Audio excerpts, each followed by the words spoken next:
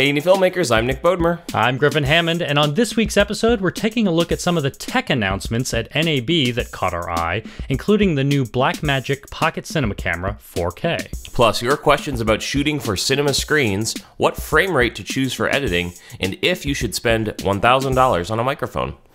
Hey, Griffin. Hello, Nick. How are you?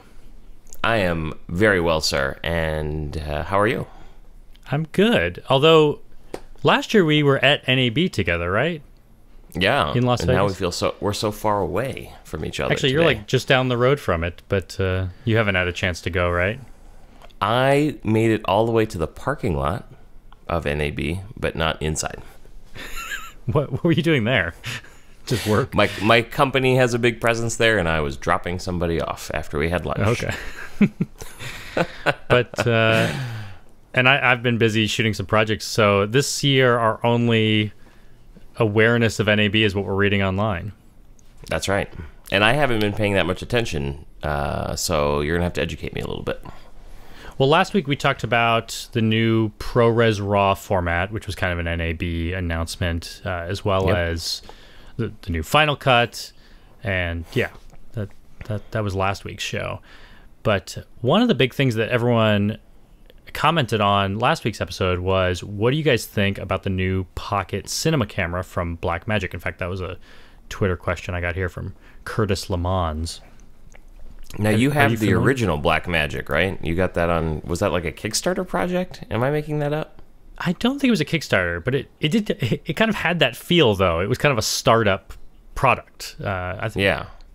It wasn't Blackmagic's first camera, but it was their first, I guess, accessible to consumer camera. It was $1,000. It shot RAW on a Micro Four Thirds mount, but I think it was actually a smaller sensor. It was like a Super 16 millimeter size sensor. And that was the big draw, was like at that price point, RAW was just unbelievable, right? And nobody could get RAW at that price point until then. Exactly, yeah. And you could also shoot ProRes, and I think you could also shoot like a H.264 kind of compressed format. The funny thing is, I was excited to get that camera. It was, to put it alongside my Lumix GH2 or whatever was out at the time that camera came out. It's been several years since that camera came out. But I probably only shot with it maybe under 10 times and just was never very happy with it, actually. It just wasn't quite a fully fleshed camera in the way the cameras we use every day are. I always felt like it would have been a great studio camera if it's plugged into power and you have time to get the shots and go through the settings. But as a documentary camera, it really failed me a lot because it had tiny little batteries that would only last maybe 20 minutes, sometimes 15 minutes. So I couldn't get through an interview with this camera. And it was really hard to use. Like a lot of the functions like ISO were in menus. It was like you had to click several buttons just to change something like ISO. So actually, one of the first things I'm excited about seeing on the new Blackmagic Pocket Cinema 4K is that it looks more like a real camera. It has ISO button, white balance right on the top. It looks like maybe it's more user-friendly. I haven't seen it. Is it like more SLR style than the last one too? It does look kind of like an SLR. Here, you can click the link I put in the notes here, and you'll see the B&H listing for it. It does. I guess, yeah. In a way, it looks just like a DSLR. It's a Micro Four Thirds mount, a little stretched out, but yeah. It so the big deal about it is that it's going to shoot 4K 60p. It can shoot, let's see, it could shoot ProRes at 10-bit, or it could shoot RAW Cinema DNG at 12-bit color. Wow. Oh, and it's got a dual native ISO too. Oh yeah, forgot about that. And it also has 13 stops at dynamic range. Cool. And it can do all this for an amazing price point. It's $1,300. So you're gonna get one, try it out? Maybe I will. I mean, it is an attractive price. It's significantly less than a Panasonic GH5, although I think just like with the original Blackmagic Pocket Cinema Camera, on paper, you're like, wow, it has all these features at that price point. That's amazing. And then when you get it, you realize you forget like little things that's missing. Like I'm sure there's things I haven't thought about that the GH5 does really well that are not in this camera. But if your concern is shooting RAW, then this is a great camera to get. The menu and interface are the same ones as found on the Ursa Mini camera. How's that? That's not something they make, is it? It is. It must be. Oh, okay. Yeah. And I'm sure it's a user interface improvement over the original Pocket Cinema camera. Also, if you turn this camera around, it just looks incredible. It has a 5-inch LCD touchscreen on the back. Oh, nice. So that's also an improvement, something that's more exciting over, well, the previous camera and like my current camera.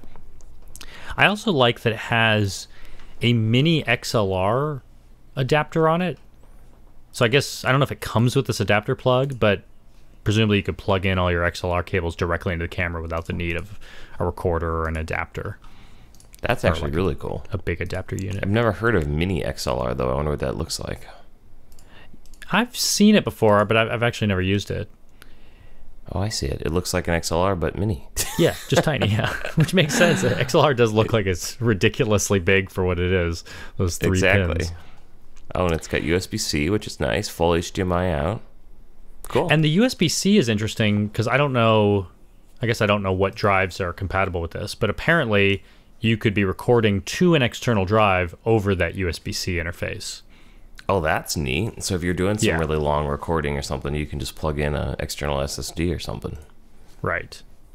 Cool. And that's a lot of the, something to think about with this kind of camera. When I go on like the GH5 user forum on Facebook, I see people, this happens every time a new camera comes out. There's people going, oh man, the Blackmagic Pocket Cinema Camera is a GH5 killer. How can I sell my camera right away? And, people are arguing over like, no, you don't want that camera. But, and one thing you keep seeing people reminding others of is you wouldn't shoot a wedding in 12-bit color RAW. Like you could, but you're going to fill up drives real fast. I think they said it's something like a terabyte per hour or something. Oh my gosh. That's quite the data rate. Yeah, I can't even remember if I have that data rate right. But in any event, it's going to be a lot. It's a ton of storage. Yeah. So specific kinds of shooting, I think, would benefit from this kind of camera. I'm also curious to see what the battery life is going to be like. It does look like the batteries are bigger than before. They're using Canon LPE6 batteries. I don't know how much it draws, but at least they look like they're probably higher capacity than the last camera. Yeah, that's good. So yeah, I'll have to check it out at some point. It looks interesting. Yeah, I'll be interested to see the hands-on reviews when people actually get them in their little hands and get to play with them, and we can find out what those little problems are that might drive us crazy. Yeah, so let's see. I have the B&H listing right now, and it says it's going to be available September 3rd, so it's still a ways away. But they made their big announcement. Some reviewers will get their hands on it a little earlier, though, so I'm sure we'll find out. Just how I'm actually seeing in the be. picture here that looks interesting. I can't tell if this is a light or a button. It almost looks like there's a recording light on the front too. That red. Yeah, that little red line. What is that? Yeah, I don't know. Yeah. We're not sure. So other cameras that were announced, some of these I'm not, are not in my price range. I'm not interested in. Like I noticed Canon announced a C700 full frame camera. And you want to guess how much that costs? It's like a cinema camera with a full frame sensor. $30,000. Yeah, it's $33,000 for the body. Oh, I was right. That'll work with EF lenses. Sony also announced a Mark II of their FS5, which is a cool $5,200 camcorder, 4K camcorder. But I think it was the Blackmagic Pocket Cinema Camera that kind of stole got the all show. The news. Yeah. Panasonic came out with some firmware for the EVA1, which kind of ties into what we were talking about last week. The new firmware will let the camera do a raw output over SDI, which I don't think it could do before okay. this. So then it could use one of those recorders to do ProRes RAW. Yeah, I can't tell if the ProRes RAW compatibility is available immediately, but I did see that Atomos did a firmware update to their Shogun Inferno and Sumo 19-inch recorders to allow the EVA1, to be able to record the RAW from the EVA1 over SDI. I can't tell, though, whether or not it can do ProRes RAW right now. I'm sure it will be able to. And then they also added the 400 megabit all-I codec for the EVA1. So if you want to, that's the same that they've got on the GH5 now, right? Yeah. Yeah. Okay. So some new functionality there. Oh, and I should mention that raw output is actually coming out of the EVA1. It's actually a 5.7K image. Ooh. Yeah. And like we were talking about last week, we were wondering if HDMI can support raw output, and we weren't seeing any cameras that could do it, and it seemed like maybe that's not possible. But and some people were saying that, like the Atomos people were saying that HDMI could theoretically support it. I just don't know if the the new HDMI 2.1 I think has some pretty high bandwidth, so maybe it is just a data stream and they can jam a crazy codec or crazy bitrate through. Did you see this thing about the Vimeo app? Vimeo released a new app for Mac. I think I got this email. App? Yeah, well, like a desktop app. And I was kind of curious, like, why you would even want this, because Final Cut already has Vimeo integration. You can currently share directly to Vimeo through Final Cut. So I wondered why you'd want this, but I'm a power Vimeo user. I upload a lot of stuff, especially in private mode for clients, to Vimeo. So I thought I would download it and take a look. And I was surprised to see that it's not like a full desktop application. It's more like one of those little apps that lives in the taskbar. Sure. What is it? Is it for more detailed Final Cut integration? Yeah, that's pretty much the only reason you would use it, I guess. In fact, if you're a Premiere user, I'm not really sure why you would need this, except that you can upload files directly through that little taskbar icon. But really, when you install it, it asks you for some Final Cut permissions. I think it just adds like a plugin to Final Cut. And one of the things now you can do is you could share through Vimeo like before, or now you can do share through Vimeo Advanced, and that's the new plugin. And I guess the big difference is now you could actually export ProRes to Vimeo. You could upload ProRes. That's what I was going to say, is with the built-in Final Cut YouTube and Vimeo exporting, you don't get a lot of control over the export settings, right? It kind of has things picked for you. Exactly. I think you could only upload H.264 before. And I'm not exactly sure which settings you could control. Maybe there were some limitations. Now it seems like you can pretty much do everything you're doing on the browser. You could export ProRes or H.264. You could still choose all your resolutions, but I think you could do that before. But now you can, right when you're uploading, it asks you for a title and description and privacy setting. And it should speed up your workflow a little bit, right? Yeah, I mean, it wasn't even until I was exporting a test, I was still kind of thinking, like, why would I need this? I could still just go to the browser, not a big deal. But it was kind of cool that the moment I hit export, that little taskbar thing popped up, and it showed me that it was exporting, and then it showed me when it was uploading. And I realized, because a lot of what I do is a private link, even right there in the taskbar, you can click a button to get that link. So I suppose if I was uploading several versions of something, or kind of going back and forth with a client, it could just be easier to never get on my browser.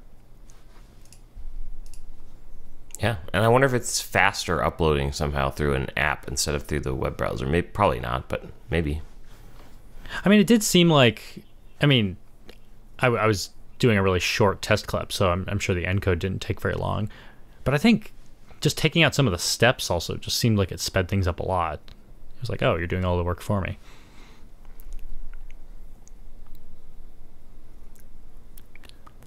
The last interesting product that I saw was Rode is releasing a new, like, it looks like it's kind of like for VR or something. They call it an ambisonic microphone. I just clicked on it. It looks crazy in a very cool way. Holy cow. Why don't you, for people that are listening, describe what this thing looks like. All right, so you've got the standard long, thin metal mic capsule, but then sticking out of the top is a little sphere with what looks like 4 cylinders pointing off in various directions. It looks very, sci-fi looking. It's cool. Yeah. So it's a 360-degree surround sound capture microphone. And it looks like it's kind of reflective. It's not like matte black, but it is like dark. So hopefully it'll hide from your 360 shot. Or I imagine the idea is to put it maybe directly above your 360 camera. It's kind of a small profile. Gosh, that's the problem with shooting 360 is everything's in view. Right. Well, one trick is like if the sky is above you in 360, that's pretty easy to edit things out. Right. Or if grass is below you, and that's where you decide to put the tripod or the mic. Those shouldn't be too hard to clean up. Yeah, I'm reading their press release now. It gives budding VR creators, immersive filmmakers, and video game world builders an accessible and high-quality way to dive into 360-degree with height audio capture. I'm sure the technology must have come along in the last few years, but when I started shooting 360 maybe a couple of years ago, just playing around with it, everyone was always asking about ambisonic microphones, and it was kind of like, well, yeah, they exist. I could buy one, but right now, like, the platforms that we are publishing this on may not support surround sound audio in an ambisonic way where you move your head and it changes. So yeah, how do you record this? Because you can't just record it. Is it just stereo, or is there more data than that being captured? I imagine it's recording. Oh yeah, I guess I don't even know what's coming out of this thing. Is it an XLR cable or? Yeah, I don't know exactly how this works. Me either.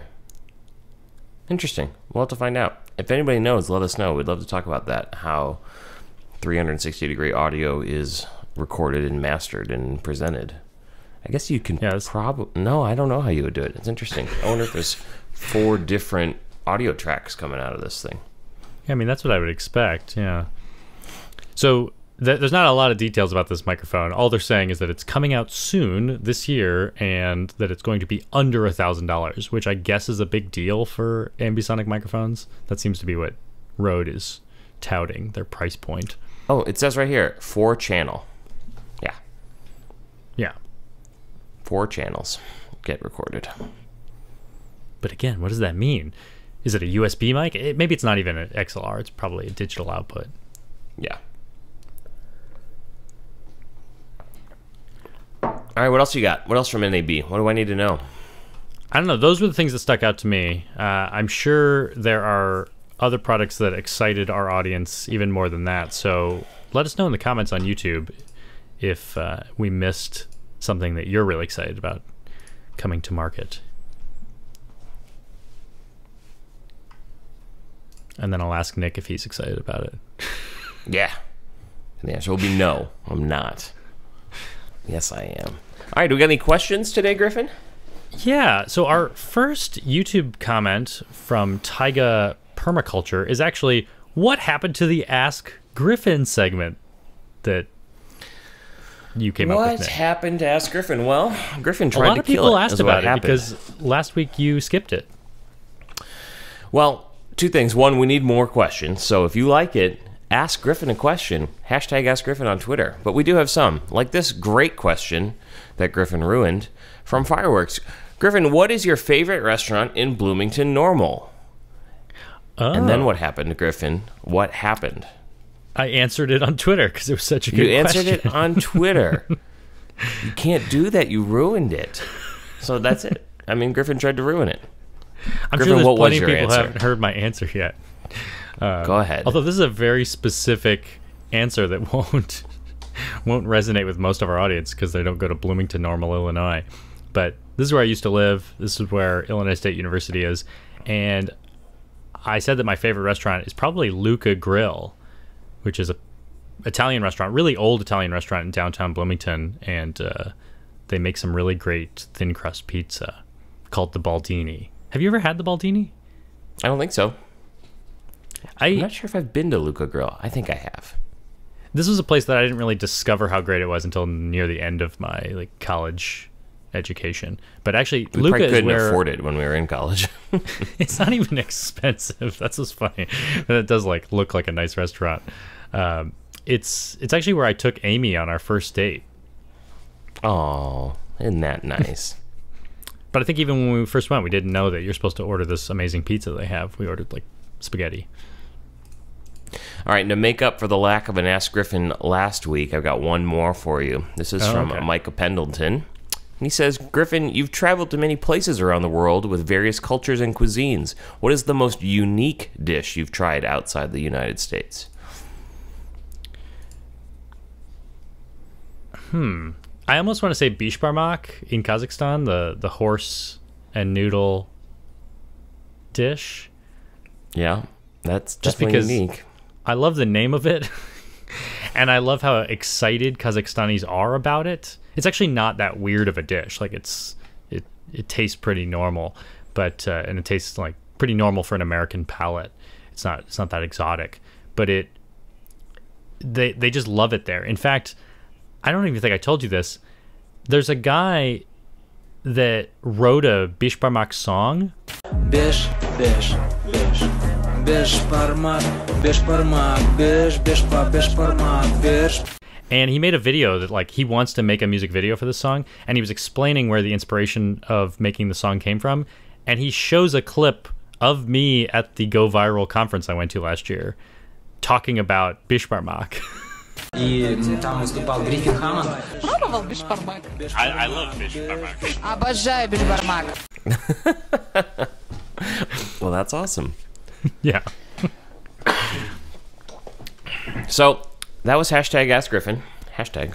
I need some more hashtag Ask Griffin questions, so hit me up on Twitter. All right, now to our regularly scheduled filmmaking questions. That's right. We have an email from Austin, who is working with a director right now. They're talking about shooting a feature, and as they're starting to think about this, they're thinking, what kind of gear do we need if the point is to play it on a theater projector?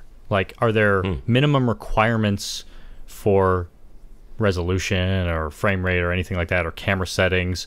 Is there something we need to do to achieve that look that holds up on a big screen? That's an interesting question. Yeah, it's a great question. It's a great question.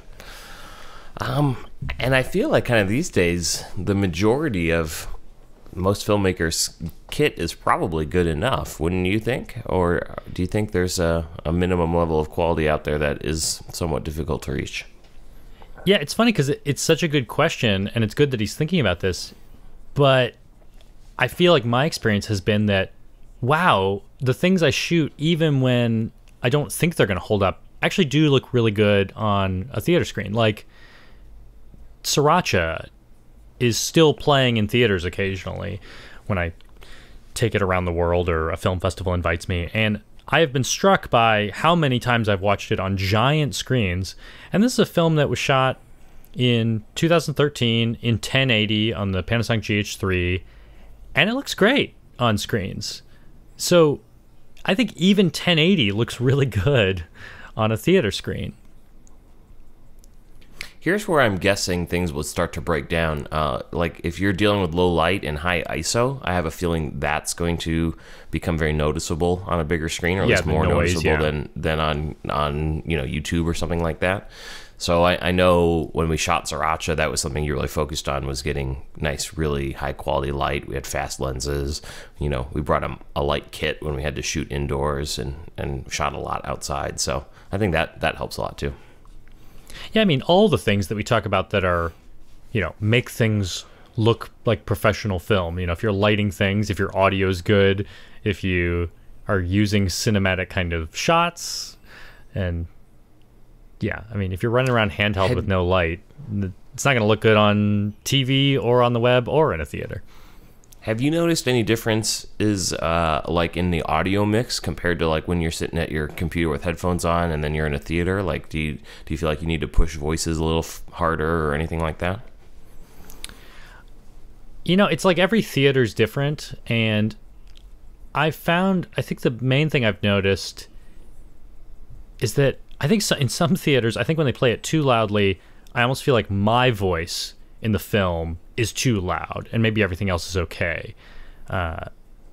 Like maybe my voiceover needed to be louder for a lower volume experience.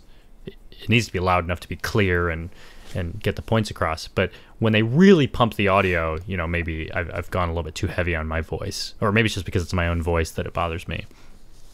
But I also find that in theaters, when they play the film at like 75% of what I wish the volume would be, it's just a worse experience. Like if a movie's too quiet, people just don't react to it because they don't want to like interrupt it.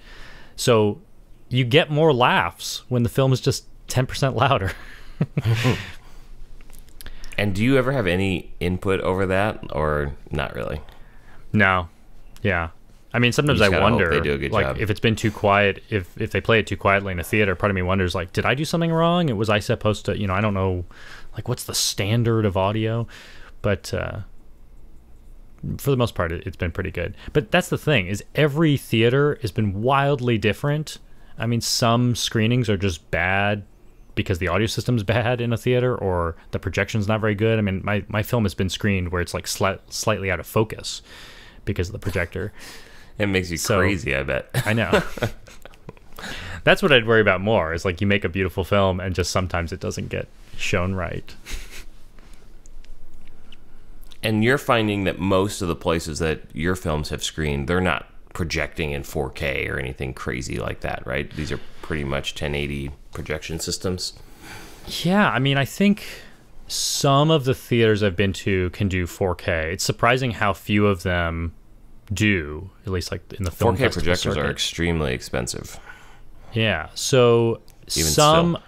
I think maybe one of the theaters I've gone to with hand cut, and I think I've done like 9 festivals with that film. I think one was able to do it in 4K, and they definitely couldn't do 4K 60. They did it in 4K 30, or maybe 4K. Yeah, it was probably 4K 30. But then most of the theaters I've gone to are showing it in 1080, and I think maybe one of those was able to do. Well, no, I don't even think any of them could do 60 and 1080. I think they were all 1080 30, which I thought was kind of funny. It's like they're showing like 1/8 of my film because they're showing half the frames and they're showing a quarter of the resolution. The pixels. But even then, it still looks really good. And even though my shutter speed might be a little bit too fast because I wasn't following the 180 degree rule for 30 frames per second, I was following it for 60.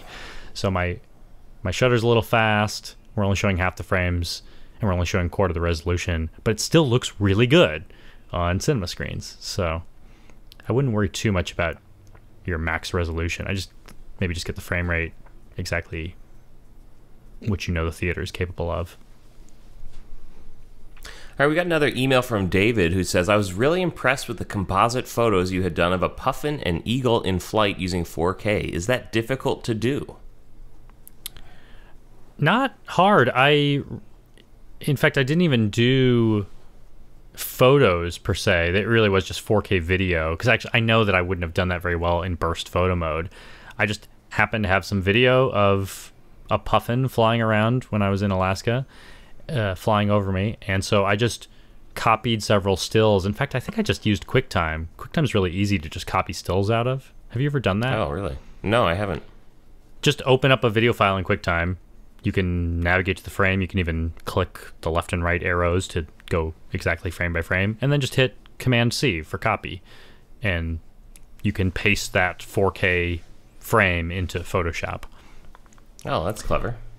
So I just grabbed like 5 or 6 of the frames that looked really nice, pasted them all into Photoshop, kind of laid them out with an appropriate distance between them, and I think I did a little bit of like cutting and feathering around them so they could live on, these layers could be on top of each other without covering each other. And I also messed around with some composite settings to maybe let some of them blend into the other backgrounds, but really not a difficult thing to do. Cool. I suppose it's probably easier with video than with photos, if you're not too concerned about the resolution.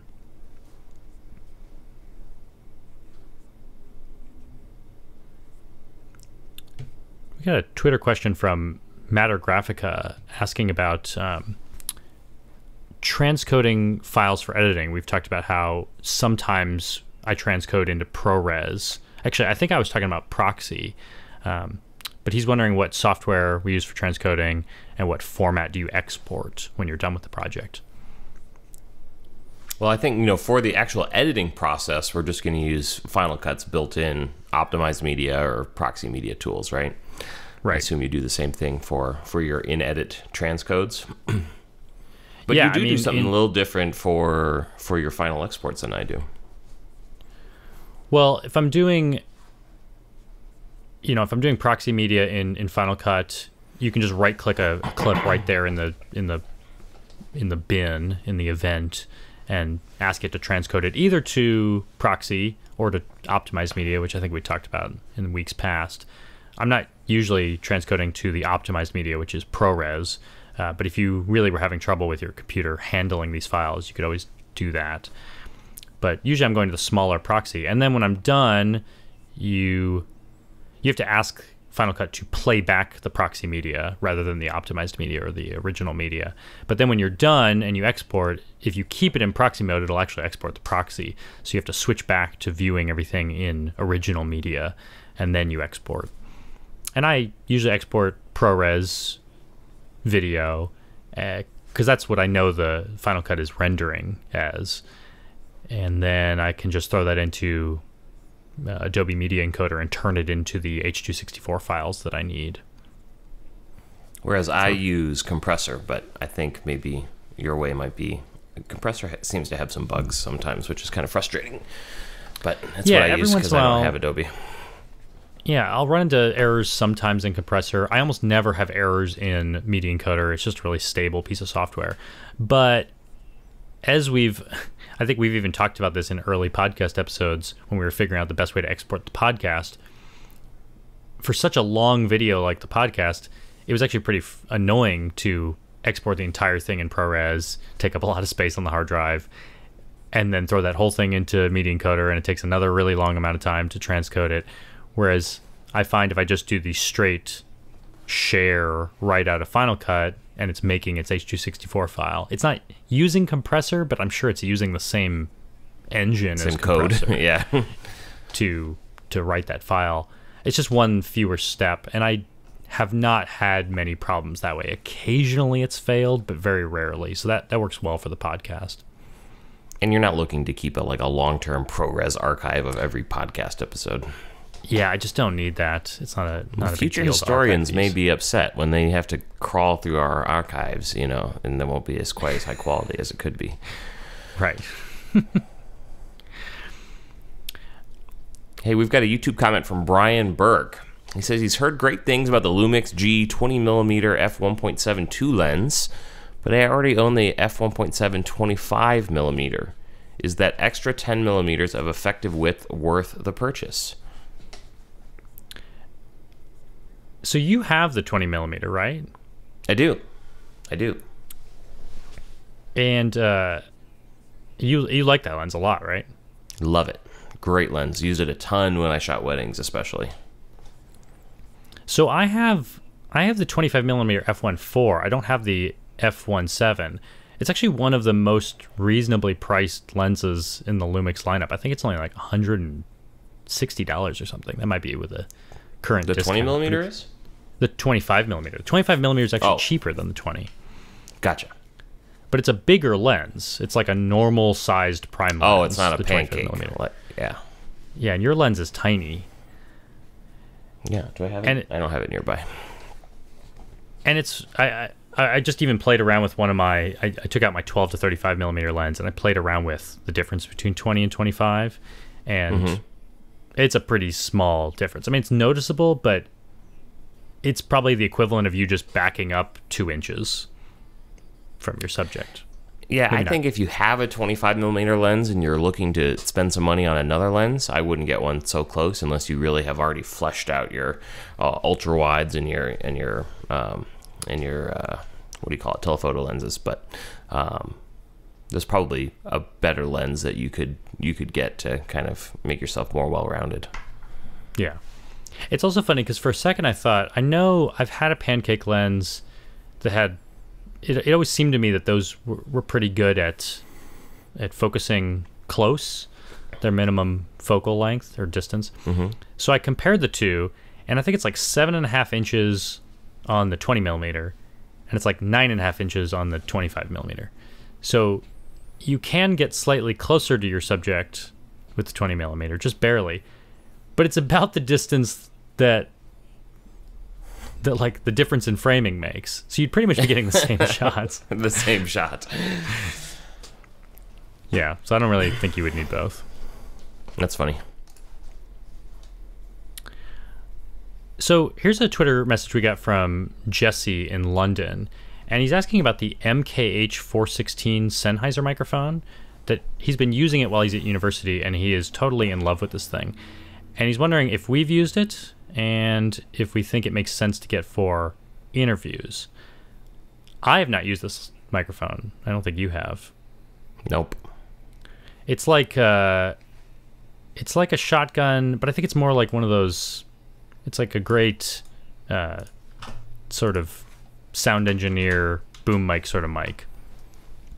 And actually, this microphone, we've heard about this before because our friend Matt Shivers, the voiceover artist, talks about this lens or this mic. He loves this mic. It's like his favorite one. But do you see how much this one costs? $999.00. It is $1,000. Yeah. I mean, It's an expensive mic. yeah. So I told him, like, you may love this thing, and if you really do love it, yeah, maybe you should pick one up. But I just don't know if I could love any microphone that much when, like, I've used $200 microphones that I've been really happy with as well. I think any microphone, if you can get it close, it's going to sound pretty good. Yeah, I'm sure there are times when it's appropriate, but when we're trying to stay as inexpensive as possible, that's just a little too much for me. Yeah. Hey, we almost skipped one question by accident. Uh-oh. Facebook It was probably message me. from Bryce. Did I skip it? Who was it that skipped it? You or me?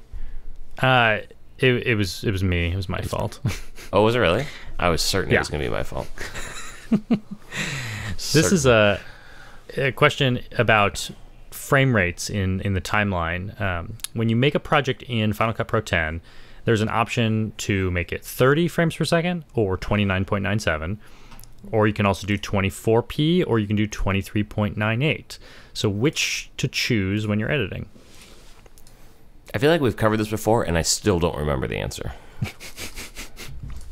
Well, let's start with, why would you ever choose 30 exactly versus 29.97?